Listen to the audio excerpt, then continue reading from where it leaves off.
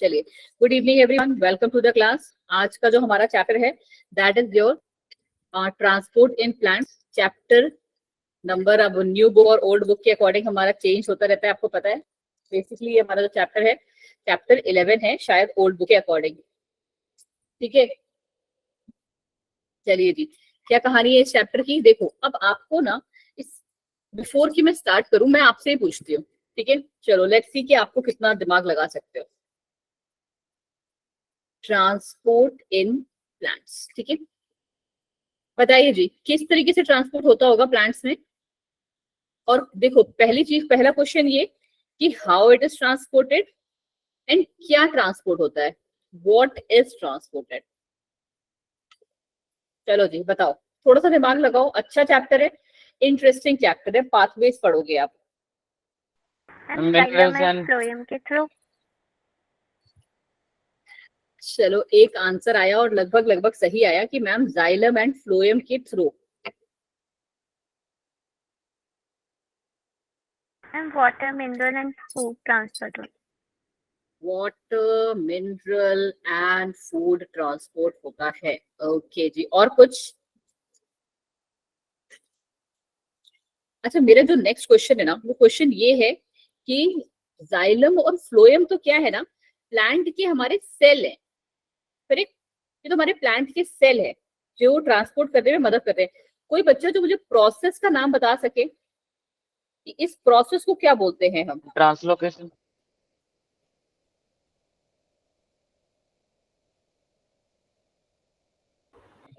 ठीक है, थोड़ा सा आंसर जो विवेक है, आप एकदम लास्ट वाले आंसर पे पहुंच गए, बट ये आपका आंसर जो है वो गलत नहीं है। ठीक है, ट्रांसलोकेशन जो है दैट्स द करेक्ट वर्ड।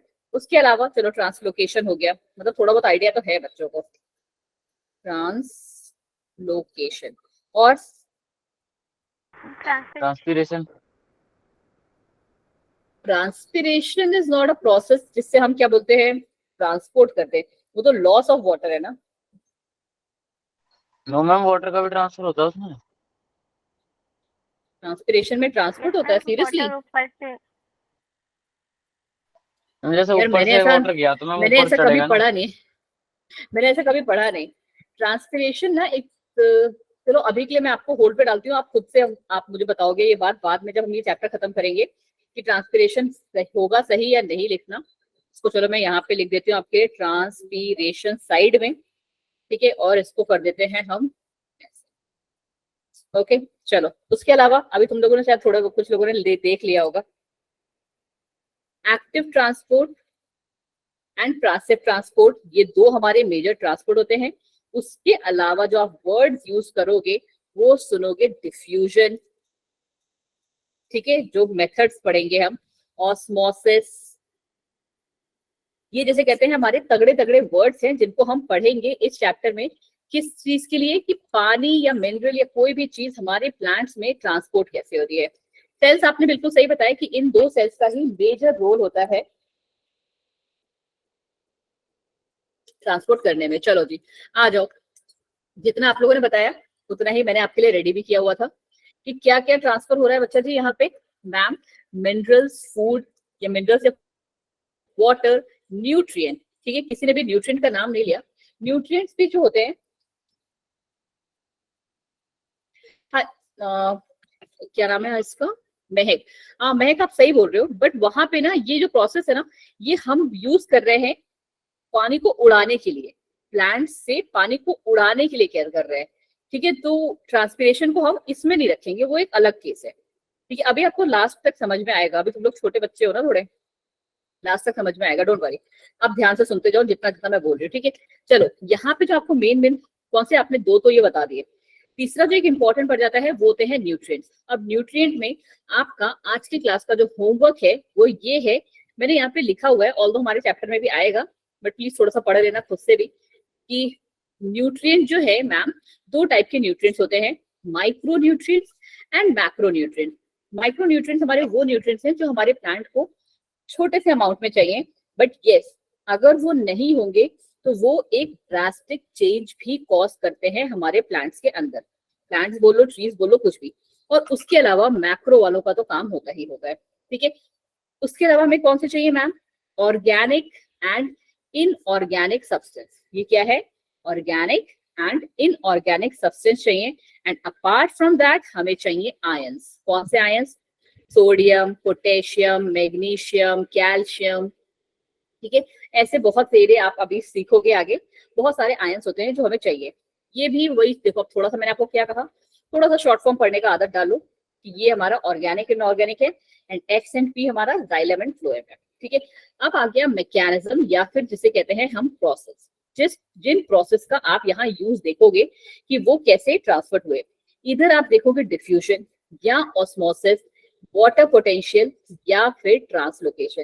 कहीं पे भी यहाँ पे विवेक जी अभी तक ट्रांसपिरेशन का नाम नहीं आया है और देखोगे भी नहीं आप। ठीक है, चलो जी, तो ये हमारी आप 4 के 4 मैकेनिज्म्स हैं जो हमें जो है डीप में पढ़ने हैं। देखो, अब ये कहानी कहाँ पे, मैं आपको सिर्फ समझाने का प्रोसेस था, मतलब समझाने के लिए मैंने लिखा था। जैसे हमारी बॉडी में है, आपको पता है कि हमारी बॉडी में अलग अलग टाइप के सिस्टम्स प्रेजेंट है, लाइक डाइजेस्टिव सिस्टम प्रेजेंट है, और डाइजेस्टिव सिस्टम के ऑर्गन्स जो हैं वो बिल्कुल अलग हैं हमारे सर्कुलेटरी सिस्टम से। क्या कहीं पे भी कोई ऐसा पार्ट आता है जहां पे हम एक लिंक जनरेट कर सके कि इन दोनों में कोई लिंक है, कोई कॉमन है? कहीं ऐसा होता है?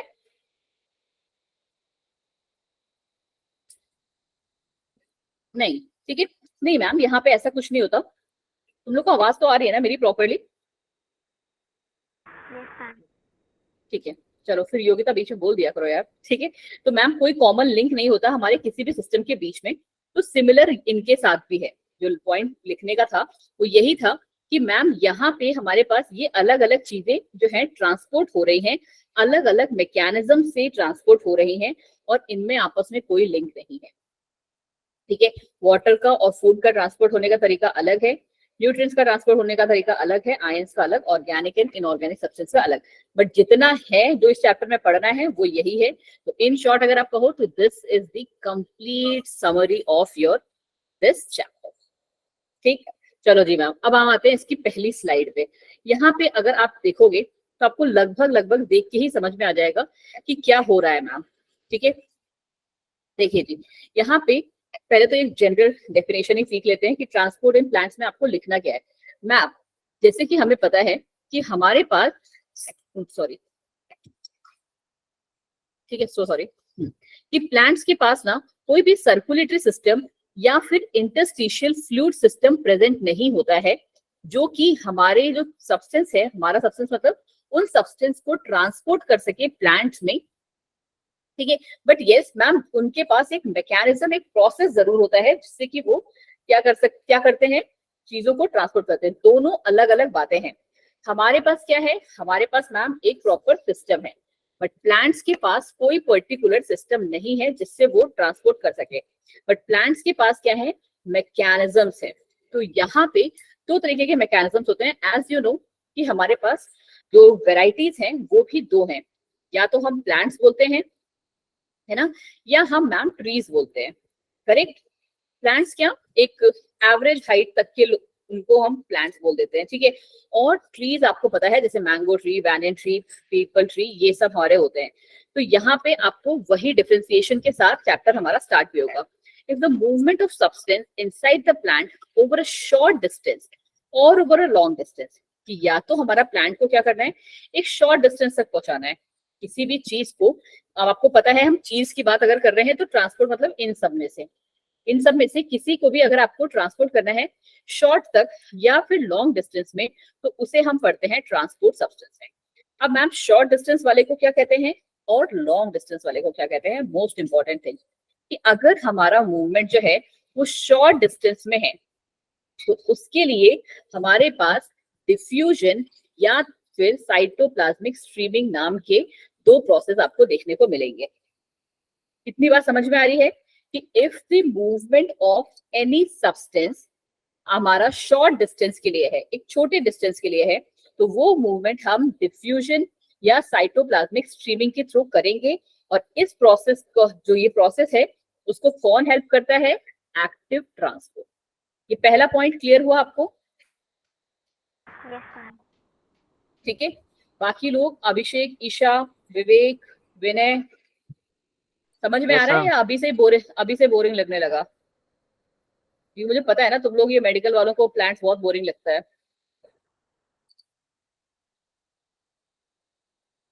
बट बेटा कोई ऑप्शन नहीं है तुम्हारे पास। आपको पता है 5 चैप्टर हैं, क्योंकि आपका जो चैप्टर डिलीटेड वाला भी है वो भी आपको पढ़ाया जाएगा, ठीक है। मिनरल न्यूट्रिशन आपकी नई बुक में नहीं है, बट यस वो आपको पढ़ाया जाएगा। एंड 45 मिनट्स की ही आज की अभी की क्लास रह गई है हमारे पास। उसके बाद हमने वैसे भी क्वेश्चन आंसर्स प्रैक्टिस करने हैं बायोमोलिक्यूल्स के, क्योंकि वो एक तगड़ा चैप्टर है और आपके एग्जाम में। अच्छा, इस बार आपके में आ रहा है ना बायोमोलिक्यूल्स, जो उस दिन परसों मेगा टेस्ट है? No ma'am. नहीं आ रहा है तो फिर यार उस चैप्टर का नाम बोलो जिसके हमने जो आ रहा है। हम एक काम करें, एनाटॉमी के क्वेश्चंस प्रैक्टिस कर ले फिर आज आफ्टर 45 मिनट्स, क्योंकि वो आप लोग को टफ भी लगता है एनाटॉमी ऑफ फ्लावरिंग प्लांट्स, क्योंकि तुम लोग का रिजल्ट मैंने देखा था एनाटॉमी का, बहुत ही बेकार था। ठीक है, चलो ठीक है, फिर हम लोग आज की क्लास में 9:30 पे शार्प इसको बंद कर देंगे, ठीक है। और हम लोग अपना जो पुराना वाला कंटेंट है एनाटॉमी वाला, जो मैंने आपसे बोला भी था कि मैं आपको कराऊंगी, तो हम वही वाला प्रैक्टिस करेंगे, ठीक है। चलो, अब इतना बात हमें क्लियर हो गया मैम कि हमारे यहाँ पे प्लांट्स में 2 तरीके का मूवमेंट चल रहा है। ये अगर हमारा एक बड़ा सा प्लांट है, ठीक है, और एक हमारे पास मैम छोटू सा प्लांट है, ठीक है, तो इसमें हमारा कौन सा देखने को मिलेगा? इसमें मैम हमें डिफ्यूजन या फिर साइटोप्लाज्मिक स्ट्रीमिंग, CS, ठीक है, कंप्यूटर साइंस नहीं, साइटोप्लाज्मिक स्ट्रीमिंग, जो कि कौन करवा रहा होगा? एक्टिव ट्रांसपोर्ट के थ्रू हो रहा होगा सबको, ठीक है। बट अगर आपका जो है मूवमेंट लॉन्ग डिस्टेंस है, तो हमारे पास एक सिस्टम आ जाता है, वैस्कुलर सिस्टम उसे हम कहते हैं। मतलब कि ट्रांसपोर्ट जो होगा जाइलम एंड फ्लोएम के थ्रू ही हो सकता है, और कहाँ पे देखने को मिलेगा? लॉन्ग डिस्टेंस प्लांट में, और इस प्रोसेस को हम कहते हैं ट्रांसलोकेशन। क्लियर हुआ दोनों में डिफरेंस? जल्दी से बोलिए, क्लियर हुआ? सो हम आगे बढ़ते हैं, चलिए जी, thumbs up is more than enough. अब ये आ गया सबसे तगड़ा वाला पार्ट, ठीक है, जिसको लेके तुम लोग जिंदगी भर कंफ्यूज होते हो, ठीक है। बट यस, आज की क्लास में तमीज से सुन लोगे तो आपको लगभग लगभग जो ये पार्ट है ना समझ में आ जाएगा। राइट, कम कैसे हुए? चलो कोई बात नहीं। देखो क्या कहानी है इसकी मैम, जस्ट 1 सेकेंड।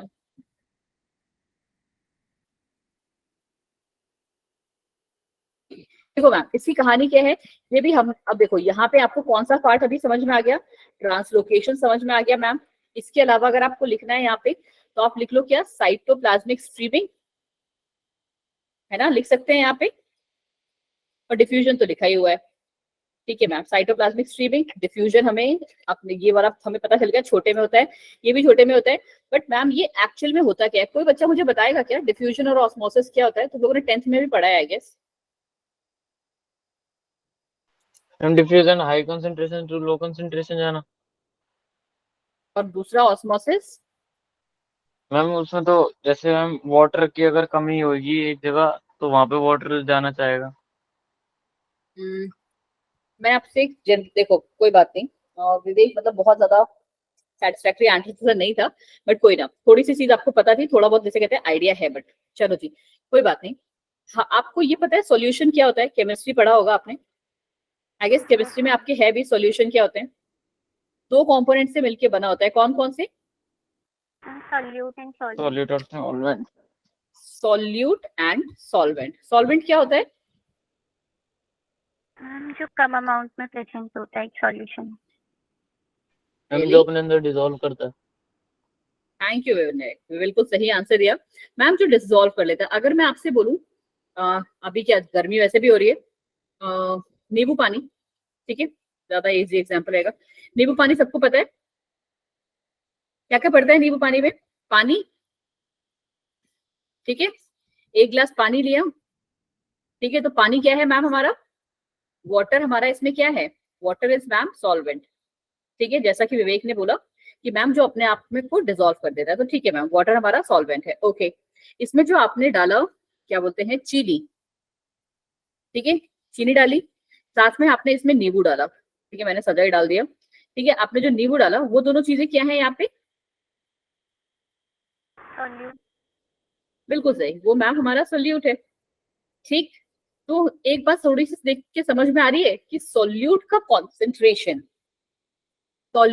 कॉन्सेंट्रेशन हमेशा सॉल्वेंट से कम होता है, सॉल्वेंट से कम होता है सॉल्यूट का कॉन्सेंट्रेशन। इतना छोटा सा बात आपको समझ में आ रहा है ना? और इन दोनों को जब हम मिला देते हैं, सॉल्यूट एंड सॉल्वेंट, तो ये साथ में मिलके हमारा क्या बनाते हैं? शिकंजी जिसे हम कहते हैं, बट हम अपना साइंटिफिक लैंग्वेज यूज करेंगे और हम बोलेंगे मैम सॉल्यूशन। ठीक है कि ये मैम सॉल्यूशन है।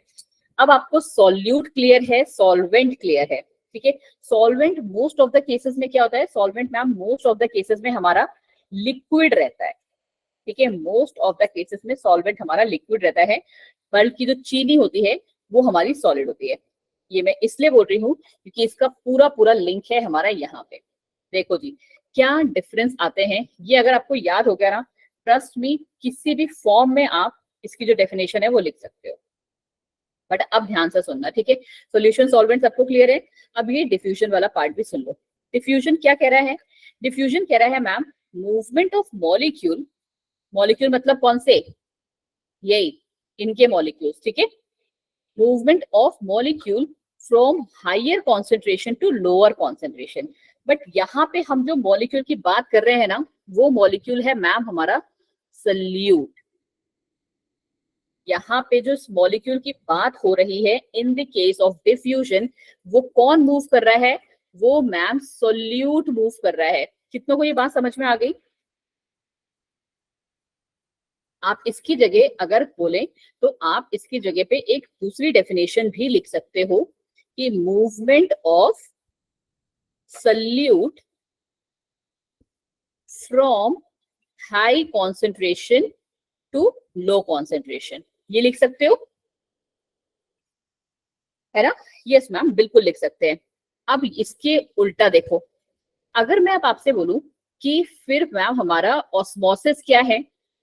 ठीक है, तो यहाँ पे भी वही डेफिनेशन है कि it is also the movement of molecule from high concentration to low concentration. But यहाँ का जो मॉलिक्यूल है वो क्या है? वो मैम सॉल्वेंट है। तो आप इसकी डेफिनेशन अगर ये लिखोगे कि मूवमेंट ऑफ सॉल्वेंट, ठीक है, from high concentration to low concentration through a semi permeable membrane, ये एक इंपॉर्टेंट आ गया, SPM, सेमी परमिएबल मेम्ब्रेन का होना यहाँ जरूरी है, वरना वो ऑस्मोसिस नहीं। ठीक है, दोनों केसेस समझ में आए? बोलो जी, पहले सबको बोलना पड़ेगा इस टाइम पे, सारे बच्चों को पूरे के पूरे केसेस। ठीक है, मुस्कान एंड कौन कौन है ये? दीक्षा, ईशा, अभिषेक, एवरीवन, वर्षा, सबको समझ में आ रहे हैं? ठीक है, चलिए जी। अब मैं अगर आपसे बोलूं कि क्या आप डिफ्यूजन की डेफिनेशन, जी देखो मैंने आपको डिफ्यूजन की डेफिनेशन यहाँ किस कंटेस्ट में बताई है बच्चा? सोल्यूट के कंटेस्ट में बताई है। अब मैं अगर आपसे पूछूं अभिषेक, क्या डिफ्यूजन की जो डेफिनेशन है वो आप सॉल्वेंट के कंटेस्ट में बता सकते हो मुझे? बोलो। मैंने यहाँ पे आपको जो डिफ्यूजन की डेफिनेशन बताई वो बताई सल्यूट के कंटेस्ट में, सल्यूट के ऊपर, कि अगर सल्यूट हमारा हाई कॉन्सेंट्रेशन से लो कॉन्सेंट्रेशन में मूव करता है मैम, तो उसे हम डिफ्यूजन कहते हैं। बट अगर मैं आपको सॉल्वेंट के रेफरेंस में पूछूं तो आप क्या बोलोगे? एनीवन, चलो इन द क्लास, क्वेश्चन समझ में आया आपको मेरा? थोड़ा सा दिमाग आपको थोड़ा सा आगे लगाना पड़ेगा। क्या बात है अभिषेक जी, मुझे लगा नहीं था आप आंसर दे पाओगे, बट यस, बंदे ने आंसर बिल्कुल सही दिया कि सॉल्वेंट के कंटेस्ट में अगर आप इसका डेफिनेशन लिखोगे तो आप लिखोगे मैम कि movement of solvent from low concentration to high concentration. ठीक है, बिल्कुल सही बोला आपने। महक, आप ऑस्मोसिस का बता पाओगे सल्यूट के कंटेस्ट में? महक एक बार पहले इसका आंसर बता दो, उसके बाद हम आपका क्वेश्चन भी ले लेंगे। महक जी बताइए जी, सॉल्यूट के कॉन्सेंट्रेशन में, सॉरी, सॉल्यूट के कंटेस्ट में ऑस्मोसिस का डेफिनेशन क्या लिखोगे?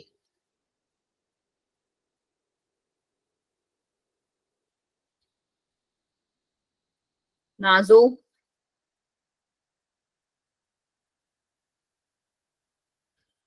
बिल्कुल सही, ठीक है कि मैम मूवमेंट ऑफ सल्यूट, ठीक है, from low concentration to high concentration, ठीक है। बट यहाँ पे क्या, थ्रो सेमी परमिएबल मेम्ब्रेन लिखना जरूरी है। अब बताइए महक, आपका क्या डाउट था?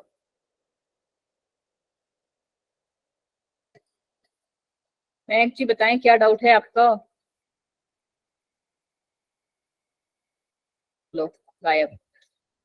चलो जी, कोई बात नहीं, आ जाएंगे भी वो, ज्वाइन भी हो गई इतनी जल्दी, क्या कर रही है लड़की? तो प्रियंका आई है।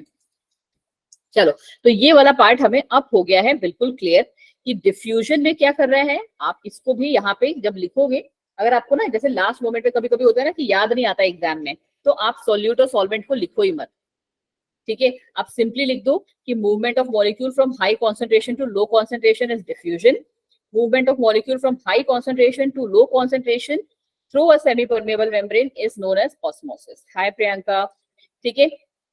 बट आपके पास क्या है, एक छोटा सा कोड। क्या कोड है? कोड ये है मैम कि हमें ना जो डेफिनेशन याद रखनी है वो यही वाली याद रखनी है जो ऊपर वाली है, ठीक है। इसीलिए मैं हर बार क्या करती हूँ, इसको इरेज कर देती हूँ ताकि आप कंफ्यूज ना हो, ठीक है। कि यहाँ पे मूवमेंट किसका चल रहा है मैम?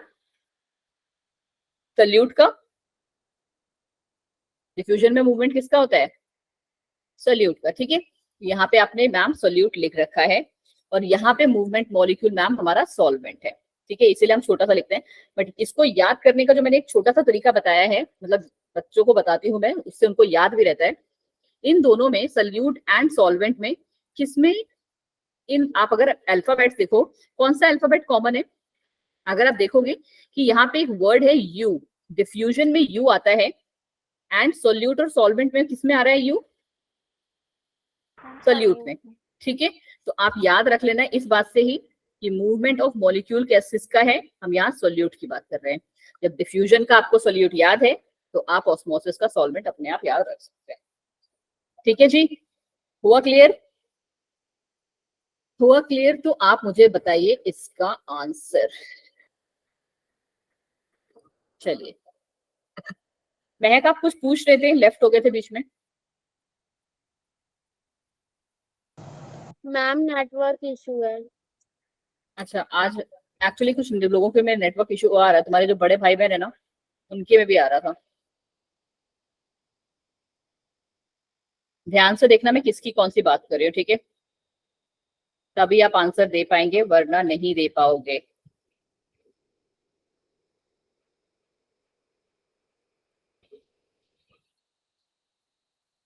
ये हमारा है सेमी परमेबल मेम्ब्रेन, ठीक है। अब बहुत ध्यान से सुनना कि कौन सी चीजें क्या क्या है।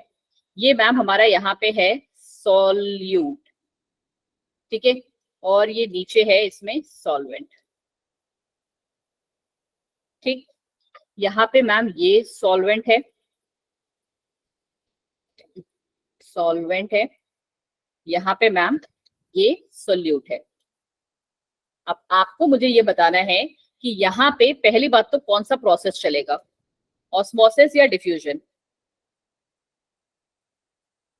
बोलो कौन सा प्रोसेस चलेगा यहाँ पे? योगिता कैसे बातें कर रहे हो यार? मैंने एक वर्ड लिखा है ना यहाँ पे, डिफ्यूजन में हमने ये वर्ड पढ़ा है, ऑस्मोसिस। ठीक है। तो पहले ही आंसर तुम्हारा गलत हो गया, थोड़ा सा ध्यान से लगा लो बेटा, ठीक है। मैम यहाँ पे ऑस्मोसिस चलेगा, पहली बात। अब आपको जो मुझे बताना है कि मैम यहाँ पे मूवमेंट कहाँ से कहाँ होगा, मतलब ए से बी में चीजें जाएंगी या फिर बी से ए में चीज आएगी? ध्यान से देख के बताओ। ऑस्मोसिस का डेफिनेशन याद करो और उसके बाद सोच के बताओ आंसर।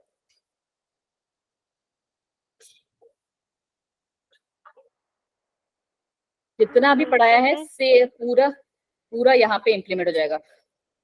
क्या नाम है? योगिता। योगिता कह रही है कि मूवमेंट मैम हमारा ए टू बी आएगा, ठीक। बाकी और कोई जो योगिता को सपोर्ट कर रहे हैं? Yes, ma'am. A to B. Anyone else?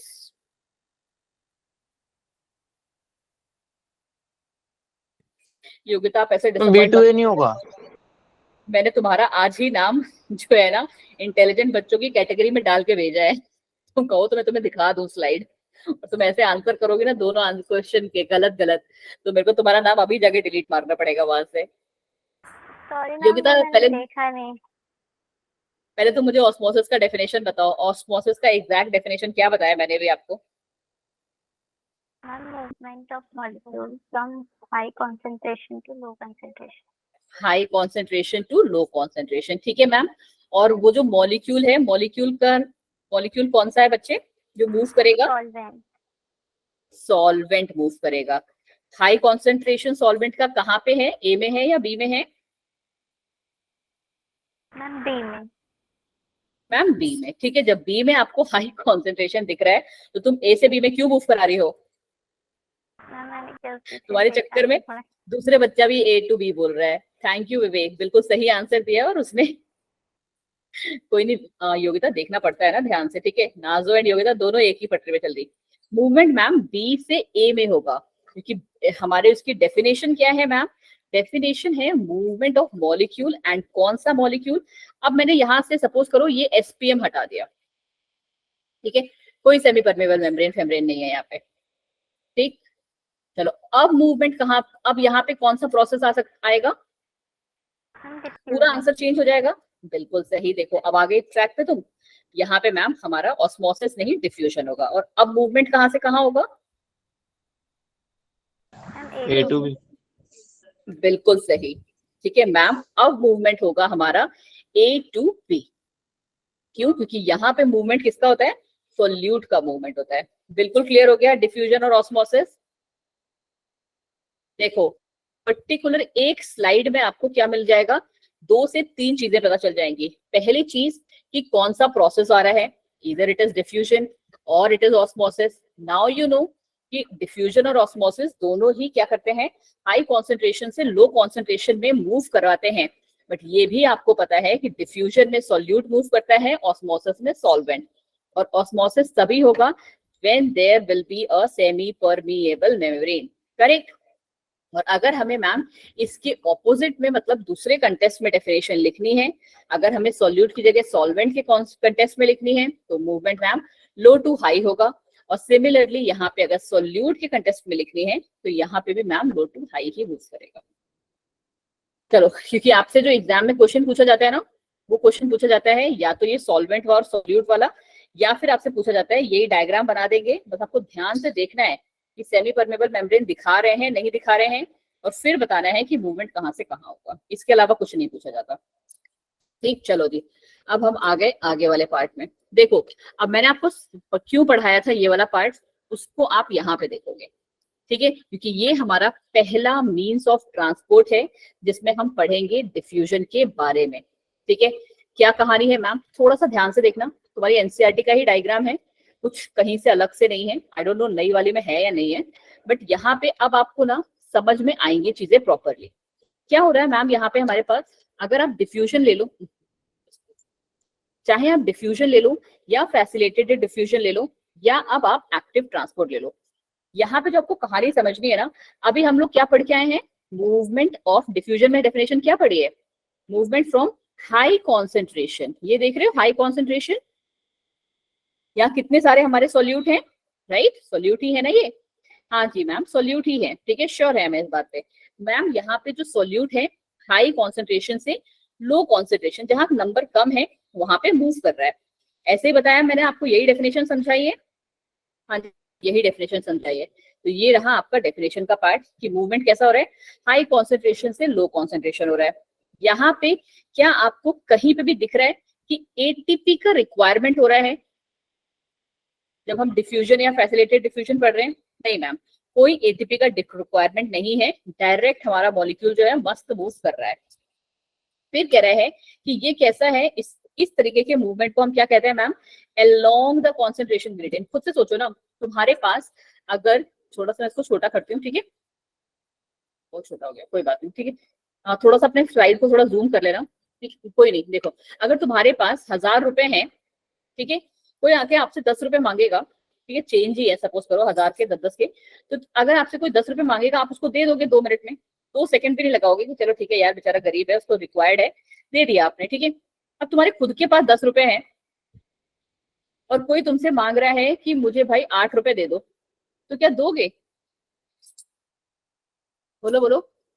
No ma'am. नहीं दोगे। वही कहानी यहाँ पे है, ठीक है। हमारे पास मैम बहुत सारे मॉलिक्यूल्स हैं, हाई कॉन्सेंट्रेशन में मॉलिक्यूल प्रेजेंट है, हम आराम से उसको दे देंगे, एक बार भी सोचेंगे नहीं। तो यहाँ जो सोचने वाला पॉइंट है ना, दैट इज योर एटीपी, ठीक है, कि मैम जब हमारे पास ऑलरेडी हाई कॉन्सेंट्रेशन में चीजें प्रेजेंट होती हैं और हमको एक छोटा सा अमाउंट ट्रांसपोर्ट करना होता है, तो हम बिना एटीपी के यूज के ट्रांसपोर्ट कर सकते हैं। पहला पॉइंट ये क्लियर हुआ, ठीक है। अब इसको हम अलोंग द कॉन्सेंट्रेशन क्यों कहते हैं? क्योंकि अलोंग, देखो यहाँ पे ना आपको 2 चीजें याद करनी होंगी, एक और, ठीक है, 2 वर्ड्स यूज करेंगे हम पूरे इस चैप्टर में, अलोंग द कॉन्सेंट्रेशन ग्रेडियंट, ठीक है, एंड दूसरा यूज करेंगे बच्चा जी against the concentration, against the concentration, ठीक है। और इसी के साथ ना आप 2 और चीजें भी सीख लोगे। क्या मैम? एक होता है जिसे हम कहते हैं डाउन हिल और एक होता है अप हिल। इसको जैसे ही आप इससे मिरर्स करोगे ना, आपको पूरा समझ में आ जाएगा। अब आप मुझे बताओ, जो ये पहाड़ है, ठीक है, पहाड़ तुम्हें चढ़ने में दिक्कत होगी या फिर पहाड़ उतरने में? हाय दीक्षा, दीक्षा आपका वीडियो खुल गया है। दीक्षा क्या खा रही हो तुम? पढ़ लो बेटा, मोबाइल लेके घूमो मत। हम कुछ नहीं। चलो सुनो सुनो, तुमने पूरी कहानी वो उसकी हटा दी। चलो, ये हमारा एक पहाड़ है। अब आप मुझे खुद से आंसर बताओ कि आपको पहाड़ चढ़ने में प्रॉब्लम होती है या पहाड़ से उतरने में? चढ़ने में। चढ़ने में। और चढ़ने में आपको क्या एटीपी का भी जरूरत पड़ता है? एटीपी मतलब एनर्जी लगती है ना पहाड़ चढ़ने में। Yes ma'am. और उतरने में तो क्या, तुमको ऊपर से कोई धक्का दे देगा, तुम 1 सेकंड में नीचे आ जाओगे। देखते हो ना टीवी शोज में दिखाते हैं, ठीक है। तो कहानी उसमें क्या है, उसमें हमको कोई दिक्कत तकलीफ नहीं होती है, एक धक्का और कहानी खत्म। तो वही चीज ये भी है। डाउन हिल में मैम कोई एटीपी, डाउन हिल कौन सा है ये, कि हम हाँ हाँ, एक बार नीचे, नीचे से फिर सीधा ऊपर। और यहाँ पे क्या है हमारे पास, ये है मैम हमारा अप हिल, क्योंकि यहाँ, अब आप इसको डाउन हिल और अप हिल क्यों कहा गया मैम? काम करती हूँ मैं, इसको ना उल्टा कर देती हूँ। मतलब ये मैम कि ये रहा पहाड़, यहाँ से उतरते हैं हम और यहाँ से चढ़ते हैं, ठीक है। तो ये देख लो, इतना अच्छा डायग्राम बन रहा है समझाने के टाइम पे। ये है हमारा पहाड़, यहाँ पे हम मैम चढ़ रहे हैं और यहाँ से हम उतर रहे हैं, क्योंकि ना ये इसके साथ में हो जाएगा फिर। चलो, अब देखो कहानी क्या है। अब कहानी आपको समझ में आ गया कि मैम यहाँ पे हमको कोई एटीपी का जरूरत नहीं है, यहाँ पे हमको मैम एटीपी का जरूरत है। अब खुद से मुझे सोच के बताओ कि इसको मैं डाउन हिल क्यों बोल रही हूँ और इसको अपहिल जब हम बोल रहे हैं, तो इसका जो है नाम ऐसा क्यों पड़ा होगा? हम जब डाउन हिल की बात कर रहे हैं ना, ये डाउन हिल जो है अलोंग द कॉन्सेंट्रेशन है। यहाँ पे बट अगर हम बात करें तो यहाँ पे हमारा जो कॉन्सेंट्रेशन है ना, वो क्या है, ग्रेविटी के साथ की बात कर रहे हैं। कि ये डाउन हिल क्यों बोल रहे हो? क्योंकि ग्रेविटी हमें पुल कर रही है, और पहाड़ जब आप ऊपर चढ़ रहे हो तो आप ग्रेविटी के अगेंस्ट चढ़ रहे हो, ठीक है। आप यहाँ ग्रेविटी के अगेंस्ट चढ़ रहे हो और यहाँ ग्रेविटी के अलोंग साथ चल रहे हो। ये पूरा का पूरा स्लाइड क्लियर हुआ आपको? कोई भी बच्चा जिसको जरा सा भी इसमें प्रॉब्लम है तो प्लीज एक बार थंब डाउन कर दो, तो मैं इसको फिर से रिपीट कर दूं। दीक्षा समझ में आया या फिर फोन ही छीन रही हो? अभिषेक आपको समझ में आई ये बात? 1 सेकंड देना मुझे, एक्चुअली मेरी स्लाइड फ्रीज हो गई।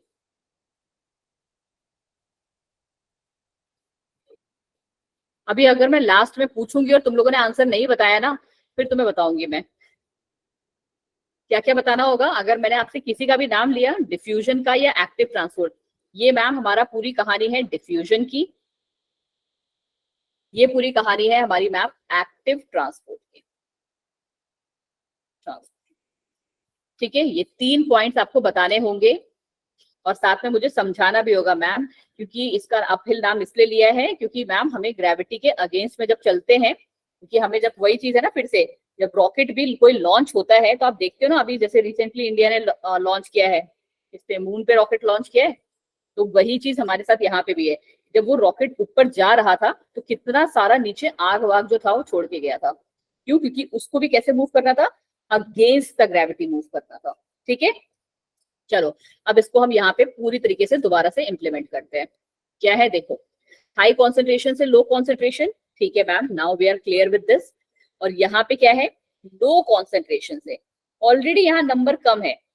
ठीक है, यहाँ पे मैम नंबर हमारे पास, एक्टिव ट्रांसपोर्ट का मतलब क्या है, द मोमेंट हमने कहा ना कि एटीपी यूज की है, ठीक है, तो मूवमेंट कैसे होगा कि ऑलरेडी एक तो नंबर कम है, ठीक है, और उसमें से भी जो कम है वो भी हम मांग ले रहे हैं, तो उसे हम कहते हैं movement is from low concentration to high concentration.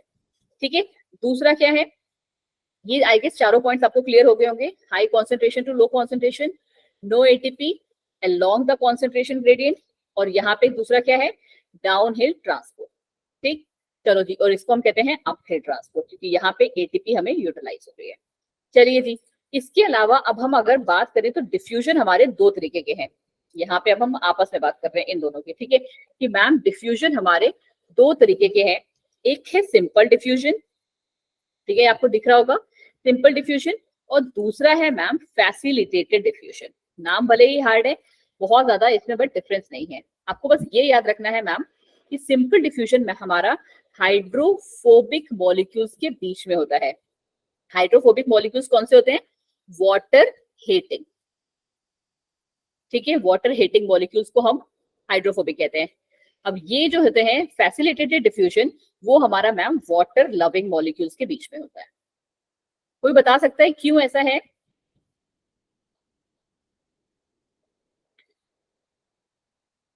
Anyone in the class जो बता सके कि ऐसा क्यों है? क्या क्यों है? कि फैसिलिटेटेड डिफ्यूजन जो है वो हाइड्रोफोबिक मॉलिक्यूल्स में के बीच में होता है, और जो सिंपल डिफ्यूजन है वो हाइड्रोफोबिक मॉलिक्यूल्स के बीच में हो रहा है। तुम लोगों को ना सेल वाला जो चैप्टर है ना वो फिर से पढ़ने का जरूरत है। एक बार प्लीज उसकी स्लाइड्स पे दोबारा से जाओ, गंदे बच्चे हो गए तुम सारे के सारे, कि वो पार्ट वहां से क्लियर नहीं होगा ना तो कभी जिंदगी में ये क्लियर नहीं होगा। विवेक, की डायग्राम याद आ रहा है? Yes ma'am. कौन सा पार्ट हाइड्रोफोबिक फोबिक होता है, कौन सा हाइड्रोफिलिक? हेड ये हाइड्रोफोबिक और हाइड्रोफिलिक, और टेल हाइड्रोफोबिक। हेड हमारा हाइड्रोफिलिक है, सारे एग्री कर रहे हो विवेक के साथ? और ये हाइड्रोफोबिक है, हाइड्रोफिलिक मतलब वाटर लविंग है, और ये मैम हाइड्रोफोबिक है, हाइड्रोफोबिक। ठीक है, मतलब कि ये वाटर को अलाउ नहीं करेगा, यही बात कह रहे हो आप विवेक, है ना? अब इसी चीज को तो मैं यहाँ इंप्लीमेंट करने की कह रही हूँ। तुम लोग को ये बात समझ में क्यों नहीं आ रही है? आज की क्लास में तो तुम लोग ऐसे बैठे हुए हो जैसे सच में कुछ भी पल्ले नहीं पड़ रहा हो। देखो, अब यहाँ पे खुद से सोचो कि हमारे पास क्या है, कि जितना भी हेड रीजन है वो तो मैम वाटर को अलाउ करेगा, ठीक है, जाने के लिए अलाउ करेगा, बट मेन तो हमारे पास टेल है ना, तो टेल हमारी अलाउ नहीं करती है, वाटर को वापस भेज देती है कि नहीं भाई मैं तुमको जाने नहीं दूंगी। सेमी परमेबल बोलते हैं हम इसे, मेम्ब्रेन को, तो ये वाटर को अलाउ नहीं कर रही है जाने के लिए, तो इसीलिए वाटर क्या करता है ना, वाटर एक अलग से चैनल बना लेता है। क्या करता है, इन दोनों के बीच में एक चैनल बना लेगा। चैनल समझते हो, जैसे जैसे वो नहीं होता है नदी के बीच में हम पुल बनाते हैं, देखा है ना, नदी जो बैसे करके बह रही होती है तो एक पुल बना देते हैं उसके ऊपर से, ताकि लोग यहाँ से यहाँ क्रॉस कर सके। करेक्ट, तो ये भी वही है, ये भी वही है कि यहाँ पे हमारा वाटर कैसे करेगा, वाटर हमारा मैम मूव करता है हाई कॉन्सेंट्रेशन से, ठीक है, लो कॉन्सेंट्रेशन पे ही मूव करेगा, पहली बात। और यहाँ पे मूवमेंट किसके थ्रू हो रहा है, चैनल्स के थ्रू होगा। इसीलिए हम कहते हैं कि फैसिलिटेटेड डिफ्यूजन जो होता है वो हाइड्रोफिलिक है।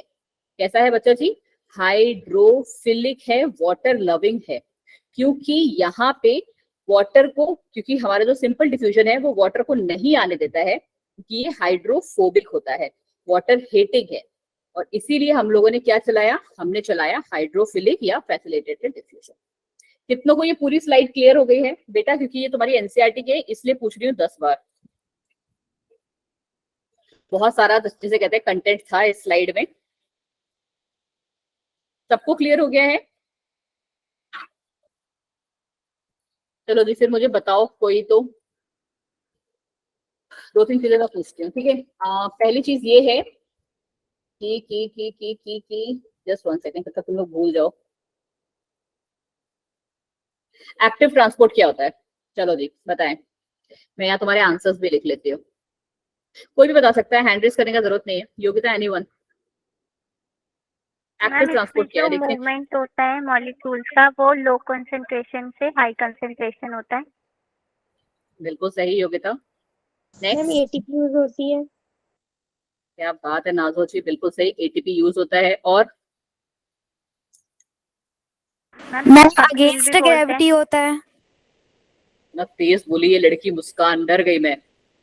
मैम अगेंस्ट ग्रेविटी नहीं यूज करना है बच्चे, अगेंस्ट द कॉन्सेंट्रेशन, वो तो तुमको समझाने के लिए मैं ग्रेविटी बोल रही थी लड़की। Against the concentration, high to low, क्योंकि देखो ना यहाँ पे कम है ऑलरेडी, ठीक है। आप तो यहाँ पे क्या है, लो से हाई की तरफ मूव कर रहा है ना ये, तो इसीलिए आप अगेंस्ट द कॉन्सेंट्रेशन बोलो। ग्रेविटी तो मैं समझाने के लिए कह रही थी बेटा, क्योंकि इसका दूसरा नाम क्या है एक्टिव ट्रांसपोर्ट का? अपहिल। हाँ जी बेटा, क्या बात है नाजो, सब याद हो गया है इसको।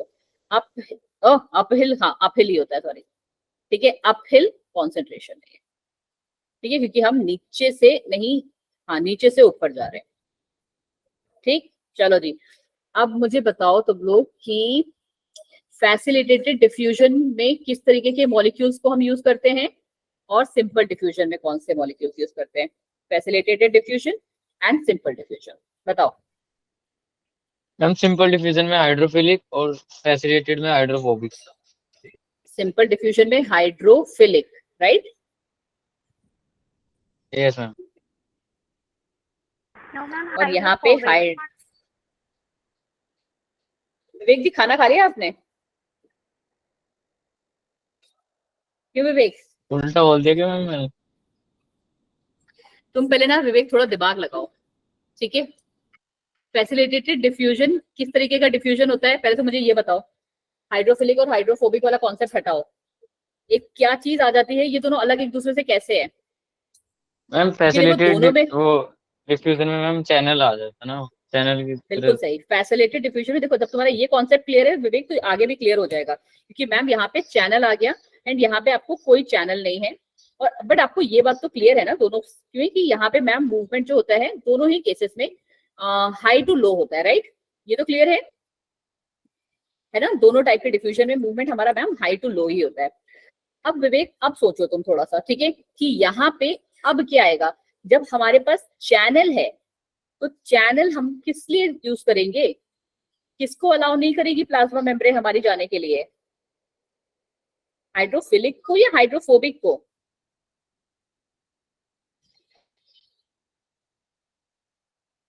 विवेक जी मार खाने वाले काम कर रहे हो। हाइड्रोफोबिक को। विवेक प्लाज्मा मेम्ब्रेन का नेचर कैसा होता है? फिर भूल गया मैं। अभिषेक सो गए क्या, या तुम्हारे तो मैम बिल्कुल ही ऊपर से पड़ रहा है? हाइड्रोफिलिक होता है ना, हाइड्रोफिलिक। प्लाज्मा मेम्ब्रेन हाइड्रोफिलिक होती है विवेक।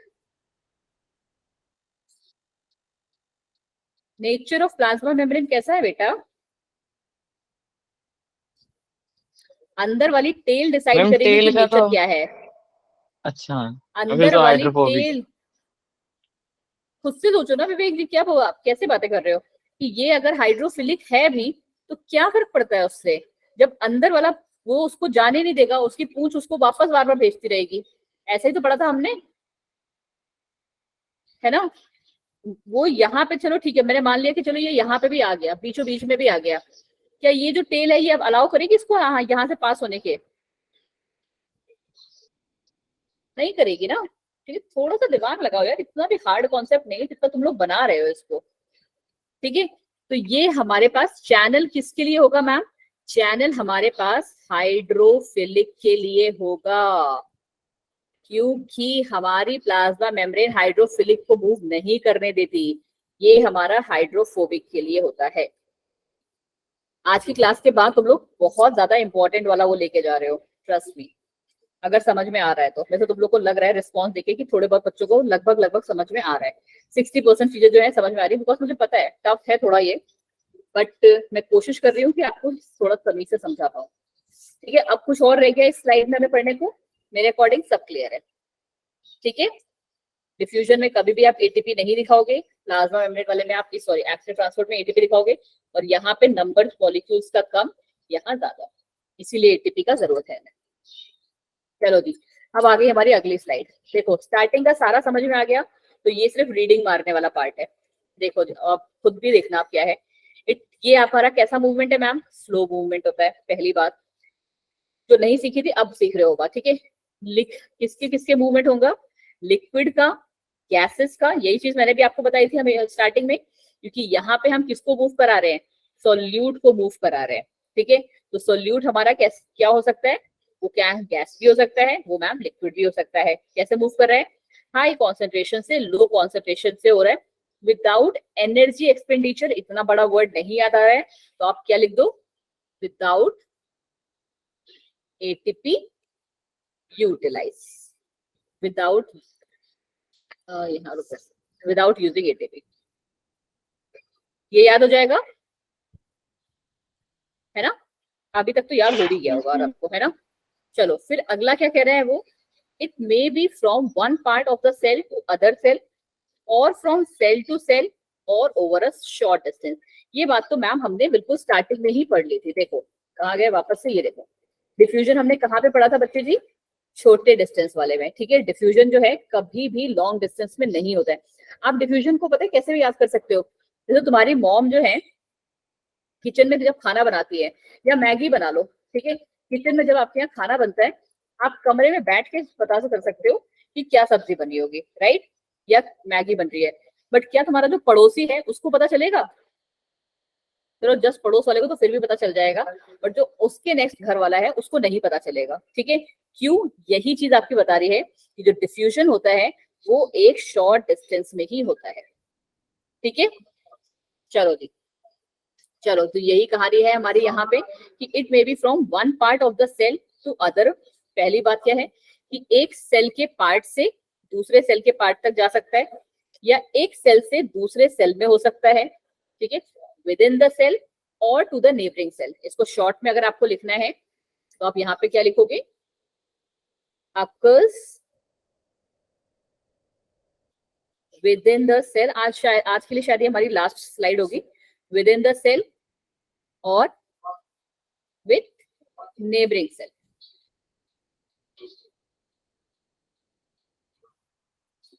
क्लियर हो गया ये बात? ठीक है मैम, चलो फिर क्या है, या फिर हमने ये तो स्टार्टिंग में पढ़ा था शॉर्ट डिस्टेंस। चलो फिर क्या है नेक्स्ट, ये कह रहा है कि it is not dependent on living system. यही बात जो मैंने अभी आपको बताई कि ये लिविंग सिस्टम पे डिपेंडेंट हो, इसका कोई भी जैसे कहते हैं ना कंफर्मेशन नहीं है। और उसका एग्जांपल कौन सा? वही कि तुम्हारे किचन में कुछ बन रहा है, आप यहाँ से भी स्मेल कर सकते हो। ठीक है, तो ये हमारा ये बताता है कि वो लिविंग सिस्टम पे डिपेंड नहीं है, कि ये सिर्फ लिविंग या तो प्लांट या एनिमल के अंदर ही होगा, तो ये ऐसा कुछ जरूरत नहीं है। बट जब हम ऑस्मोसिस का केस पढ़ते हैं तब आपको पता होना चाहिए कि वहां पे क्या वर्ड यूज करते हैं? Semi permeable membrane. तो ये हमारा रेस्ट्रिक्टेड हो जाता है ऑस्मोसिस हमारी, कि वो सिर्फ और सिर्फ लिविंग में होती है। ये पॉइंट क्लियर हुआ सबका? क्लियर हो गया? चलो जी, फिर कह रहा है मैम कि it is the only means for gaseous movement in plant. Plants में क्या क्या यूज करते हैं हम? प्लांट्स में मैम हम गैसियस मूवमेंट के टाइम पे यूज करते हैं। ठीक है, चले जी थोड़ा सा और आगे बढ़ जाते हैं। अब आता है ये सबसे तगड़ी वाली स्लाइड, ठीक है। इस स्लाइड के बाद हमारा आज का लेक्चर जो हो जाएगा वो हो जाएगा खत्म, ठीक। चलो जी, वैसे भी 5 मिनट का ही टाइम रह गया, फिर हमने क्या करना है, दूसरे एनाटॉमी वाले चैप्टर की थोड़ी सी प्रैक्टिस करनी है। देखो अब ये क्या कह रहा है स्लाइड हमारी, ये स्लाइड हमारी ये कह रही है कि डिफ्यूजन के लिए ना कौन से फैक्टर्स हमारे लिए जरूरी है। जैसे अभी आपको पता चल गया है कि डिफ्यूजन के लिए क्या, एक डिस्टेंस बहुत मैटर करता है, कि अगर बहुत ज्यादा लॉन्ग डिस्टेंस होगा तो डिफ्यूजन उस चीज का ट्रांसपोर्ट नहीं कर पाएगा। बट उसके अलावा कौन से फैक्टर्स होते हैं जो आपके यहाँ पे हेल्पफुल है। तो पहला तो है मैम कॉन्सेंट्रेशन ग्रेडियंट, ठीक है। पहला तो क्या है, कॉन्सेंट्रेशन ग्रेडियंट है। मूवमेंट कैसा चलेगा मैम, हाई टू लो ही जाएगा हमेशा, ठीक है। तो कॉन्सेंट्रेशन हाई, ये आपको याद, जो साइड वाला पार्ट लिखा हुआ है ना बच्चे, वही याद करने वाला पार्ट है कि अगर मैम हमारा कॉन्सेंट्रेशन ग्रेडियंट जो है वो ज्यादा होगा तो डिफ्यूजन रेट भी ज्यादा होगा। मतलब क्या, कि जितने ज्यादा मॉलिक्यूल्स होंगे वो उतनी जल्दी मूव करेगा, ठीक है। जैसे अगर आपने बहुत बड़े अमाउंट में कोई खाना बनाया है तो उसका स्मेल दूर तक जाता है और जल्दी जाता है, ये उसी पॉइंट को एक्सप्लेन कर रहा है। और जितना कम डिफ्यूजन रेट होगा, कॉन्सेंट्रेशन ग्रेडियंट होगा, उतना कम डिफ्यूजन रेट होगा। तो इसको हम क्या कहते हैं कि मैम कॉन्सेंट्रेशन ग्रेडियंट हमारा डिफ्यूजन से डायरेक्टली प्रोपोर्शनल है। डायरेक्टली प्रोपोर्शनल का मतलब समझते हो ना सारे, क्यों नाज़ो योगिता? डायरेक्टली प्रोपोर्शनल का मतलब समझ में आता है कि अगर डिफ्यूजन हाई है, सॉरी अगर कॉन्सेंट्रेशन ग्रेडियंट हाई है, कॉन्सेंट्रेशन ग्रेडियंट हाई है तो डिफ्यूजन रेट भी हाई है मैम। कॉन्सेंट्रेशन ग्रेडियंट लो है तो डिफ्यूजन रेट भी कम है। ये पहला पॉइंट क्लियर हुआ सबको? पहला पॉइंट क्लियर है। चलो फिर अगला पे पढ़ जाओ। अगला कह रहा है मैम परमिएबिलिटी ऑफ मेम्ब्रेन भी जो है वो भी डिसाइड करती है। परमिएबिलिटी ऑफ मेम्ब्रेन में देखो अब वही वाला पॉइंट आ गया हमारा, कौन सा, कि अगर मॉलिक्यूल हाइड्रोफिलिक है तो क्या ये मूवमेंट अलाउ करेगा? तो फिर मैम फैसिलिटेटेड का काम कहाँ पे आ गया? तो नहीं मैम, उस टाइम पे ये हमें अलाउ नहीं करेगा, ठीक है। तो हमारा सोल्यूट अगर हाइड्रोफोबिक है तो डिफ्यूजन रेट हमारा फटाफट होगा। If the solute is your जो है हाइड्रोफोबिक इन नेचर तो मूवमेंट फटाफट, और अगर नहीं है तो फिर मूवमेंट नहीं होगा। तो वही चीज है कि परमिएबिलिटी ऑफ मेम्ब्रेन भी क्या करती है, डिफ्यूजन रेट को क्या बोलते हैं, डायरेक्टली प्रोपोर्शनल है, ठीक। फिर नेक्स्ट क्या है हमारा, नेक्स्ट है टेम्परेचर और प्रेशर। टेम्परेचर और प्रेशर को तो कैसे समझ सकते हो, अगर आप देखो आपने क्या निकाला है, एक घर में फिर से वही मैगी ले लो, ठीक है। आपने क्या करी, मैगी ली है और दूसरी आइसक्रीम है हमारे पास, ठीक है। एक कप में क्या है मैम, आइसक्रीम है हमारे पास, ठीक है। तो किसकी स्मेल पहुंचती है दूर तक पहले? मैगी। ठीक है, जो चीज हमारी गर्म होती है उसकी जो मूवमेंट रेट है, मूवमेंट ऑफ मॉलिक्यूल जो होगा वो फास्ट होगा, और जो हमारी चीज ठंडी होगी उसका जो मूवमेंट होगा वो हमारा कम होगा, ठीक है। तो ये हमारे उसी को एक्सप्लेन करता है कि if the temperature is high diffusion rate high होगा, if temperature is low diffusion rate मैम कम होगा। Same goes with your pressure, ये प्रेशर के साथ भी यही होता है कि यहाँ पे भी ये हमारे कैसा चल रहा है अभी तक, डायरेक्टली प्रोपोर्शनल, ये भी डायरेक्टली प्रोपोर्शनल। नेक्स्ट क्या है, साइज वाला बात आ गया, ठीक है। जितना छोटा मॉलिक्यूल उतनी जल्दी मूव कर जाएगा, और जितना बड़ा मॉलिक्यूल वो उतना स्लो मूव करेगा, ठीक। तो ये भी पॉइंट हमारा यहाँ पे क्लियर हो गया। और last but not the least है हमारा सॉल्युबिलिटी, जो बिल्कुल बिल्कुल यही वाला पॉइंट है, हाइड्रोफोबिक एंड हाइड्रोफोबिक नेचर वाला, ठीक है। ये सेम ही है कि अगर ये हमारा हाइड्रोफोबिक है तो डिफ्यूजन रेट ज्यादा, हाइड्रोफिलिक है तो डिफ्यूजन रेट, ठीक। बताएं जी, किसी को कोई भी दिक्कत इस पर्टिकुलर स्लाइड में, बिकॉज ये स्लाइड अपने आप में ही बहुत इंपॉर्टेंट है। जरा सी भी दिक्कत इस वाले पार्ट में? नो? चलिए जी, तो फिर हमारी आज की जो क्लास है ये वाली, इस चैप्टर के लिए हम यहीं पे स्टॉप करते हैं, बिकॉज मैंने आपसे प्रॉमिस किया था कि हम लोगों ने क्या करना है, हम लोगों को करना है मैम वो वाला पार्ट, ठीक है। हम लोगों ने आज कहाँ तक कर लिया है, 13 स्लाइड तक शायद कर लिया ना, नहीं यहाँ तक कर लिया, ठीक है। 11-12 स्लाइड्स हो गई हमारी, मोर देन इनफ है एक लेक्चर के लिए, ठीक है। ये चैप्टर आपका वैसे भी बहुत ज्यादा टाइम नहीं लेगा, बट ठीक है। चलो अब आपको कौन सा करना है, anatomy of flowering plants, right? ये लीजिए।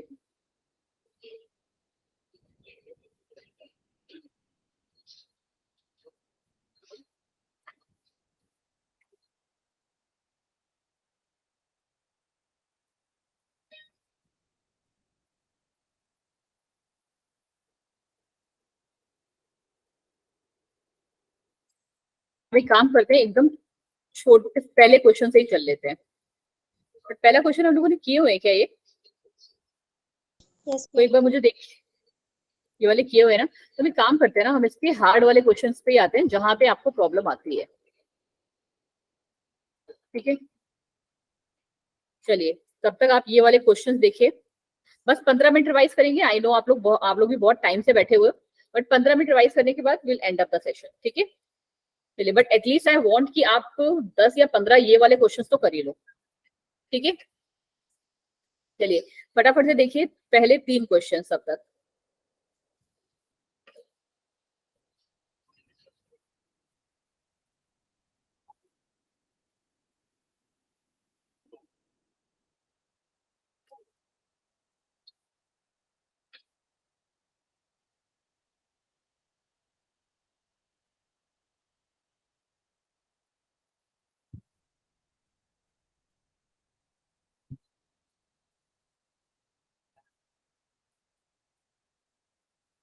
चलो, हो रहे हैं नहीं? पहला क्वेश्चन तो इजी है।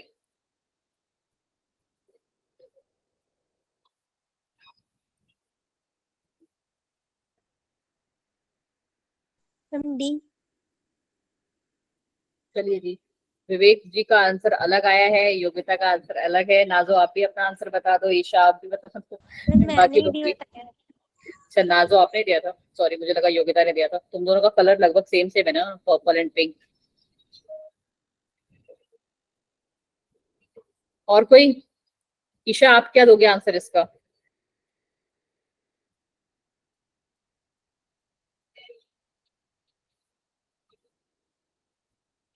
ईशा, चलो जी, क्या कह रहा है? आपको पता करना है ma'am, choose the correct statement. ठीक है, चलिए मैम हमें क्या निकालना है, इसकी करेक्ट स्टेटमेंट निकालनी है। तो पहला लाइन क्या कह रहा है? A group of sales having common origin generally performs common function. क्या ये बात सही है? क्यों? हाँ जी मैम, ये बात तो बिल्कुल ठीक है। All the cells in plant body are capable of dividing. क्या ऐसा पढ़ा है हमने कभी भी?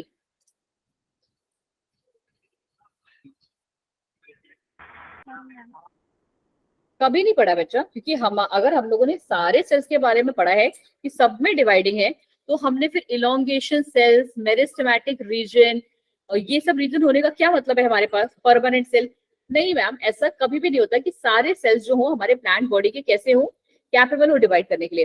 सिर्फ और सिर्फ मेरिस्टेमेटिक सेल्स होते हैं जो कि मैम कैपेबल होते हैं डिवाइड करने के लिए। Permanent tissues have all cells same in functions but different in structure. क्या कह रहा है कि जो परमानेंट टिश्यूज होते हैं, क्या सारे परमानेंट टिश्यू के सेम फंक्शंस होते हैं? आपने कितने टाइप के परमानेंट टिश्यूज पढ़े हैं? स्क्लेरेनकाइमा, पैरेनकाइमा, कोलेनकाइमा, तो क्या सबके फंक्शन एक ही है? बोलो बोलो, जो आप लोग आंसर एनाटॉमी वाले चैप्टर में आपने बहुत गलतियां की। ठीक है, तो नहीं मैम, सबके फंक्शंस अलग अलग है। तो जब ये दोनों गलत है तो नन ऑफ द अबव तो आना ही सवाल गलत हो गया। ठीक है, चलो क्वेश्चन नंबर 131।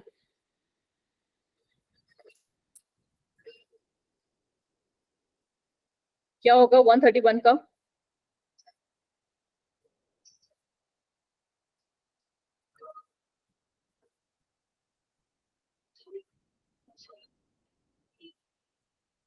बताइए जी।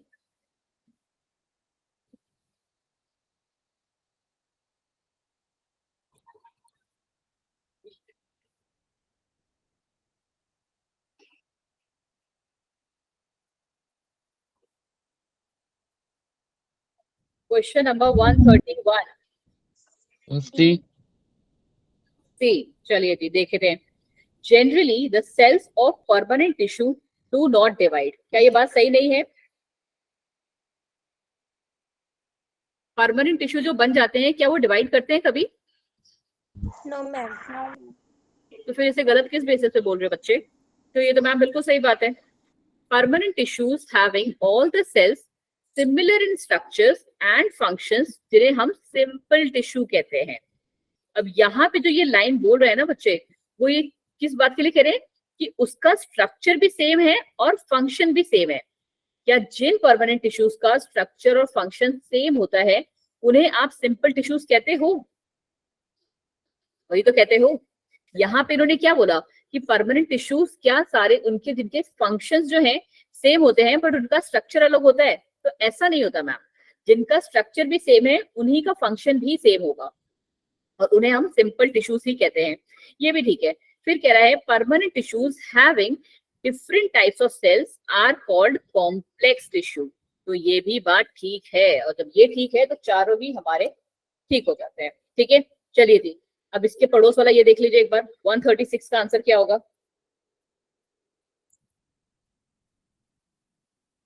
Question number 136। कोई नहीं, बस हम ये वाला पेज प्रैक्टिस करेंगे, उसके बाद आप सारे के सारे जा सकते हो।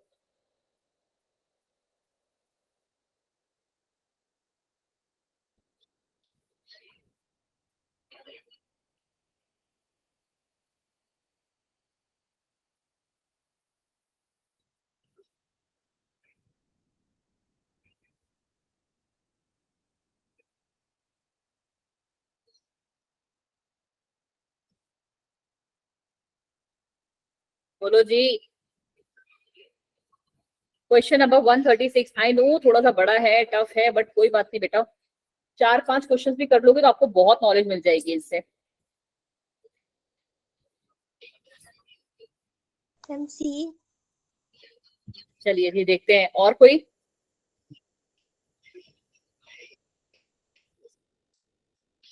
चलिए जी देखो क्या कह रहा है ये कह रहे हैं कि companion cells are specialised parenchymatous cells. क्या कंपेनियन सेल्स हमारे स्पेशलाइज्ड पैरेन्काइमेटस सेल्स होते हैं? नो मैम, वो हमारे सिंपल सेल्स होते हैं। ठीक है, द सीव, आपको इसमें सॉरी इनकरेक्ट वाले निकालने हैं, सो सॉरी। ठीक है, आपने इसमें इनकरेक्ट वाले फाइंड करने हैं। पहली बात तो ये, क्या कंपेनियन सेल्स हमारे स्पेशलाइज्ड पैरेन्काइमेटस सेल्स होते हैं? स्पेशलाइज्ड वर्ड मैंने नहीं देखा एक्चुअली, स्पेशलाइज्ड पैरेन्काइमेटस सेल्स हैं। तो यस मैम, कंपेनियन सेल्स हमारे स्पेशलाइज्ड पैरेन्काइमेटस सेल्स होते हैं, ये बिल्कुल सही बात है। फिर कह रहा है ये कि the sieve tube elements and the companion cells are connected by pit fields present between their common longitudinal walls. तो यस, ये भी बिल्कुल ही सही बात है। The function of sieve tubes are controlled by cytoplasm of sieve tubes. तो ये भी बिल्कुल ही सही बात है। जितने भी हमारे sieve tubes होते हैं उनके फंक्शंस को कंट्रोल कौन करता है? साइटोप्लाज्म ही जो होता है sieve tubes का, वही कंट्रोल करता है। अब जब ये तीनों सही हैं तो आपको लगभग एक आइडिया तो लग गया मैम कि कौन सा गलत होगा। ठीक है, तो मैम हमारे पास कौन से गलत हो जाएंगे? 4th एंड 5th वाले जो है ये हमारे गलत है। चलिए जी आगे बढ़ जाइए। Question number 137। इसमें भी आपको कौन से फाइंड करना है बच्चा जी? इनकरेक्ट फाइंड करना है। निकालिए जी, ये वाला थोड़ा सा इजी होगा।